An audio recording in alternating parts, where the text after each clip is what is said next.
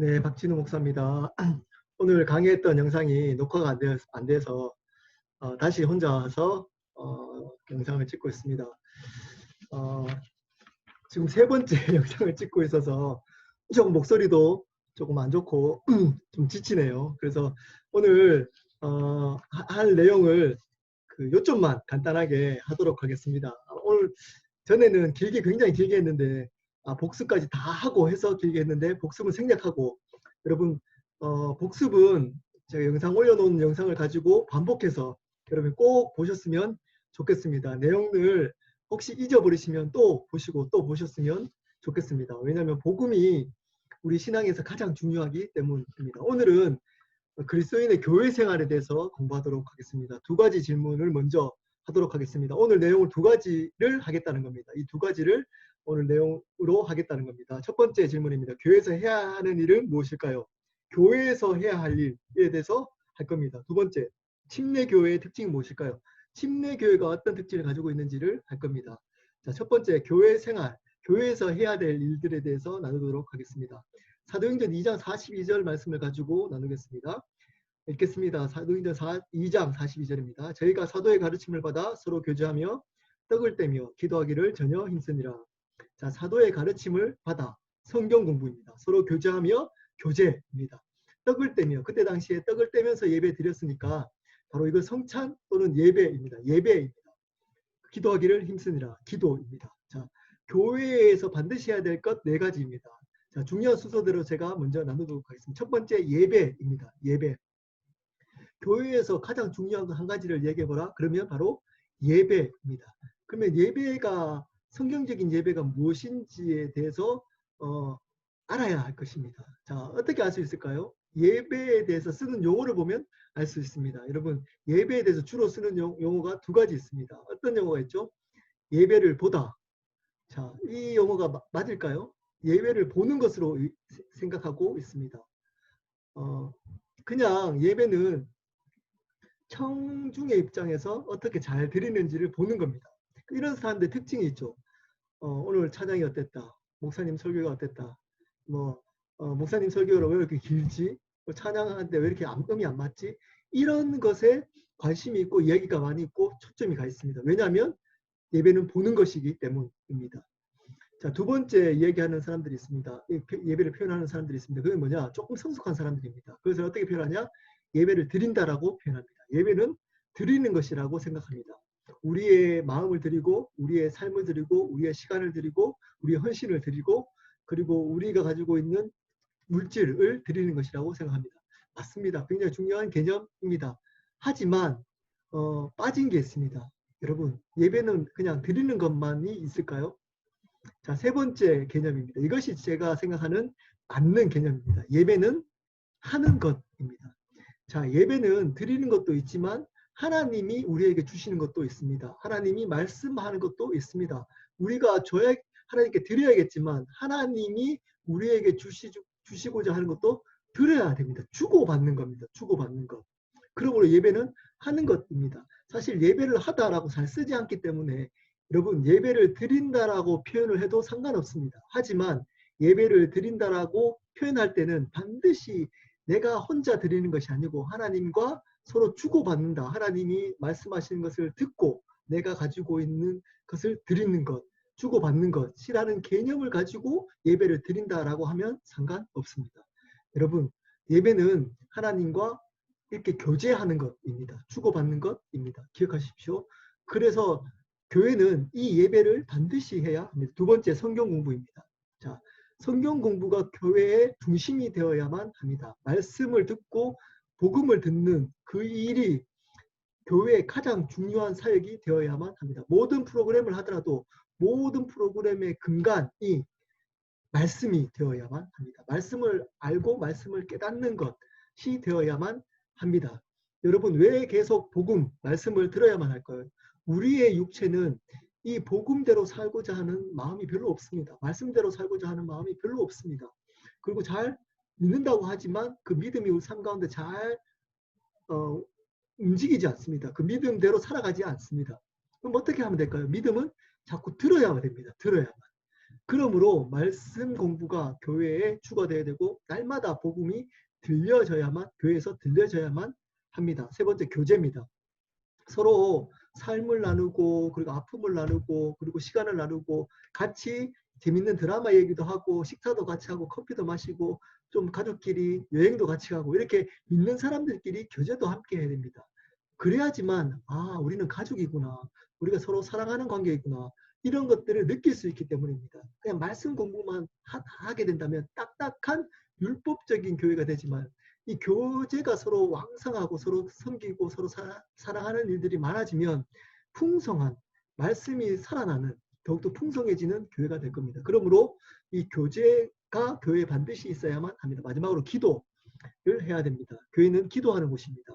서로 나라를 위해서 기도하고 서로를 위해서 중보하고 자기 문제를 위해서 기도하는 곳입니다. 하나님께서 이 기도를 통해서 교제하고 싶어 하십니다. 교회는 기도하는 곳이 되어야만 합니다. 이런 네 가지 예배, 성경 공부, 교제, 기도를 하는 곳이 바로 교회에서 반드시 해야 할 일들입니다. 그리고 다음에는 침례교회의 특징에 대해서 알아보도록 하겠습니다. 자, 침례교회 첫 번째 특징은 침례교회는 말씀을 중요시 여깁니다. 말씀의 권위가 가장 중요합니다. 어떤 권위도 말씀의 권위보다 위에 있지 않습니다. 말씀이 최고 권위입니다. 그러므로 사도신경을 침례교회는 고백하지 예배 시간에 고백하지 않습니다. 왜냐하면 이러한 신조나 교리가 말씀보다 앞설 수 있기 때문입니다. 첫 번째 특징은 침례교회는 말씀 중심입니다. 복음 중심입니다. 두 번째입니다. 교회 침례교회 교인의 자격, 멤버십은 어떻게 줘야 되느냐? 바로 믿는 자들만 멤버십을 줍니다. 마태복음 16장 18절 또 내가 내게 이르노니 너는 베드로라 내가 이 반석 위에 내 교회를 세우리니 음부의 권세가 이기지 못하리라.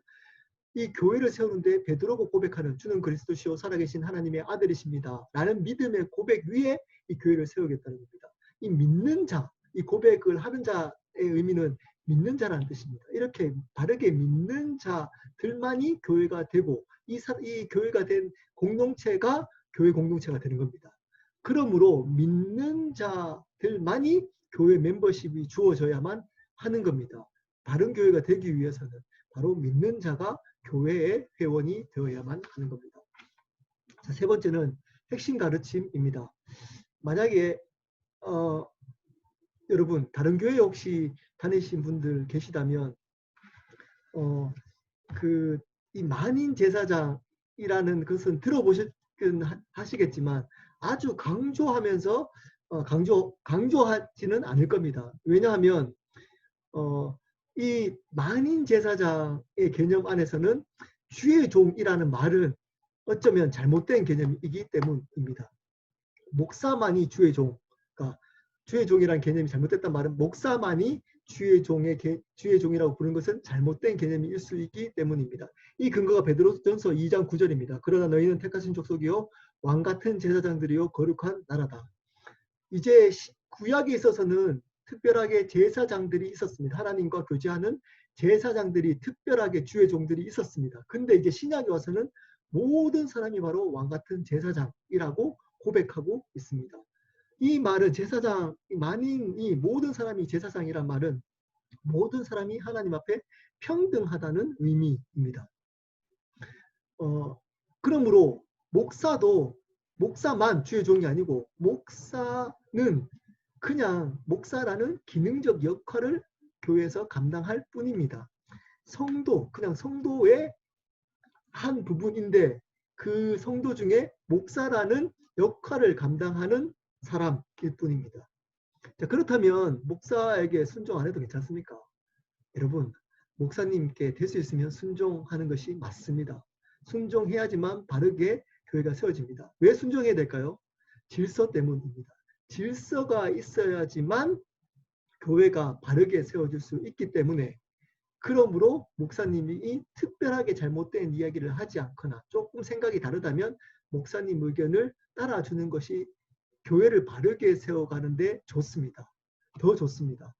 반드시 그렇게 해야 되는 건 아니지만 목사님이 특별하게 어떤 잘못된 것이 아니고 그냥 의견의 차이일 뿐이라면 목사님께 순종하는 것이 교회를 바르게 세워갈 수 있는 질서를 유지할 수 있기 때문입니다. 직분은 목사와 집사, 침례교회의 직분 두 가지는 목사와 집사입니다. 뭐 그러면 장로나 권사는 안 되느냐?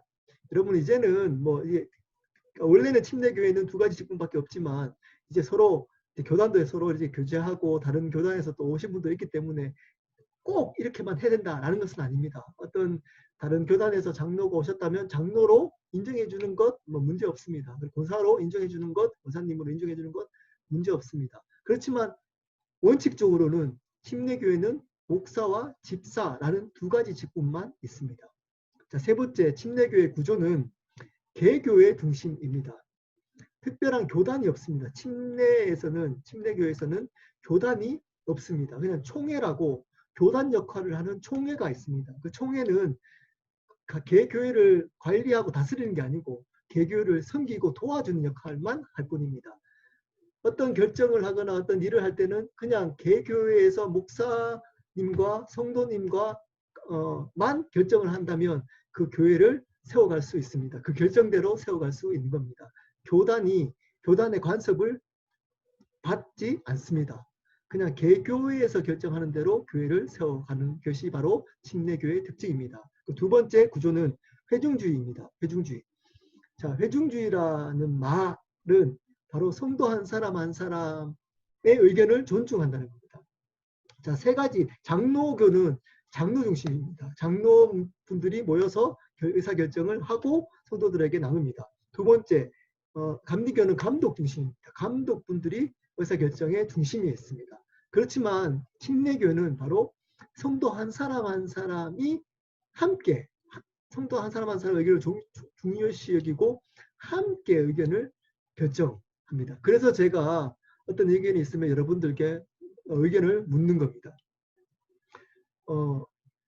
자, 이렇게 회중주의가 되려면 한 사람 한 사람의 의견이 존중되려면 한 사람 한 사람이 믿는 자가 되어야 됩니다. 왜 회중주의를 침례교는 할까요?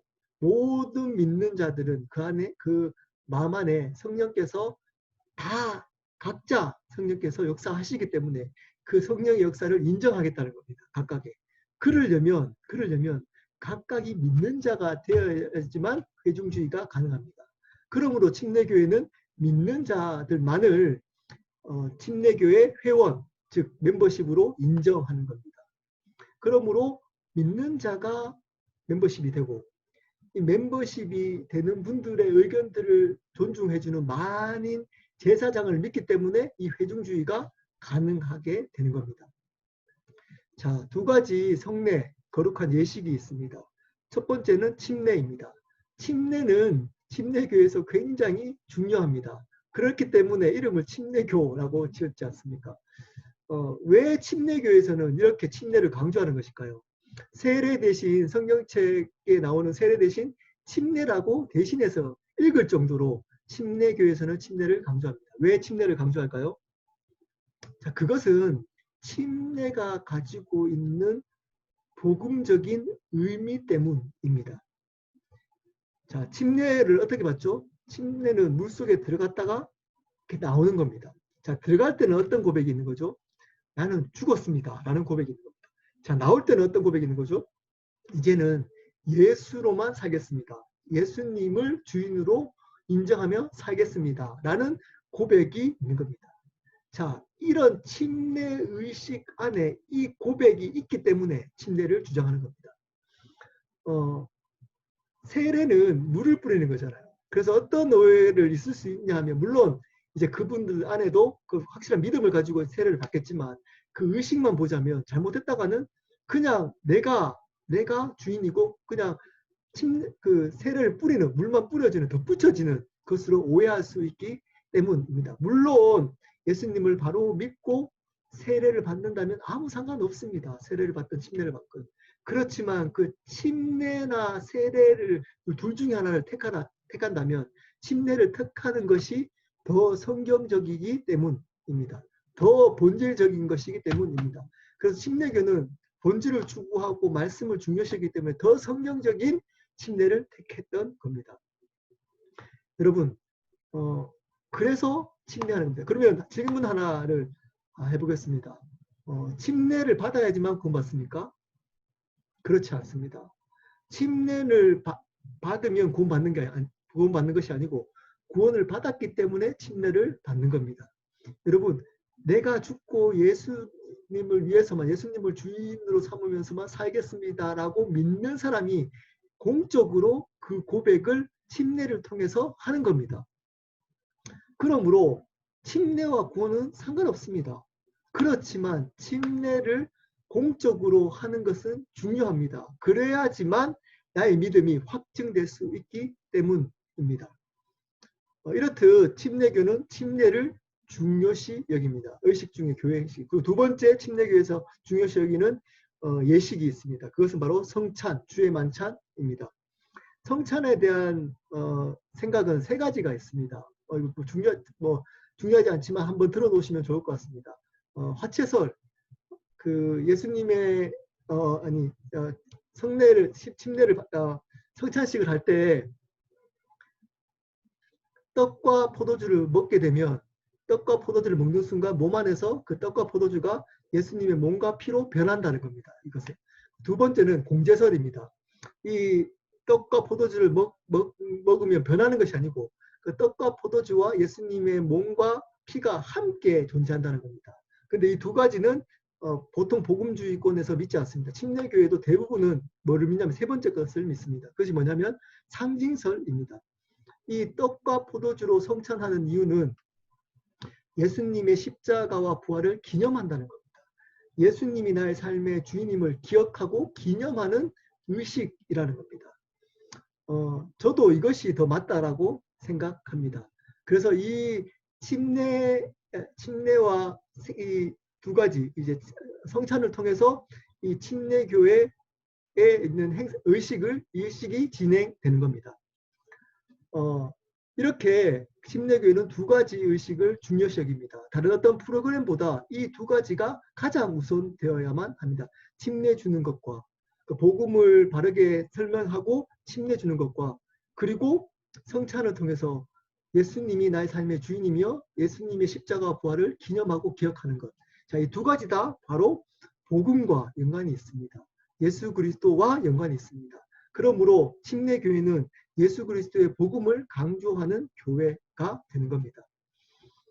이렇듯 침례교회에 대해서도 이렇게 공부하고 알아야 될 이유는 저희가 침례교회를 다니면서 어떻게 침례교회를 세워가고 방향을 가지고 있는지, 목사님이 왜 이렇게 침례를 강조하고 이런 사역들을 하는지에 대해서 이해를 하는 것이 좀 더 바르게 교회를 세워가는 데 도움이 되기 때문입니다. 네, 제가 세 번이나 지금 하다 보니까 뒤에는 정신이 없어서 조금 버벅거렸네요. 이해해 주시기를 바랍니다. 네, 이상으로 8번 복음에 대해서 공부했습니다. 여러분, 시간 날 때마다 앞에서 했던 것들을 반복해서 봤으면 좋겠습니다. 우리의 신앙은 이 복음을 가지고 천국 가는 겁니다. 사실은 남는 것은 이 복음밖에 없습니다. 여러분, 이 복음으로 바른 복음을 믿고 바른 복음으로 살아갔으면 좋겠습니다. 다음 주는 제가 시험을 치도록 하겠습니다. 이미 시험 문제를 다 냈습니다. 그것을 내일이나 모레쯤에 카톡방에다가 올려드리겠습니다. 그러면 여러분들이 오픈북입니다. 여러분들이 이전에 공부했던 것들을 기억하면서 넣으셔도 되고 모르시면 교환을 보시고 거기에 기입하셔서 그 다음 시간에 가져오시면 됩니다. 그럼 다음 시간에 제가 다시금 앞에서 했던 것들 정리하고 마무리하도록 하겠습니다. 네, 이상입니다. 기도하고 마치도록 하겠습니다. 하나님 아버지, 오늘 교회 생활에 대해서 배웠습니다. 마땅히 우리가 그리스도인으로서 어떻게 교회에서 무엇을 행해야 될지에 대해서 배우고 또한 침례교가 무엇인지에 대해서 배웠습니다. 하나님 믿는 자로서 바르게 교회에서 생활할 수 있도록 은혜를 베풀어 주시기를 원합니다. 감사합니다. 예수 그리스도 이름으로 기도드렸습니다. 아멘.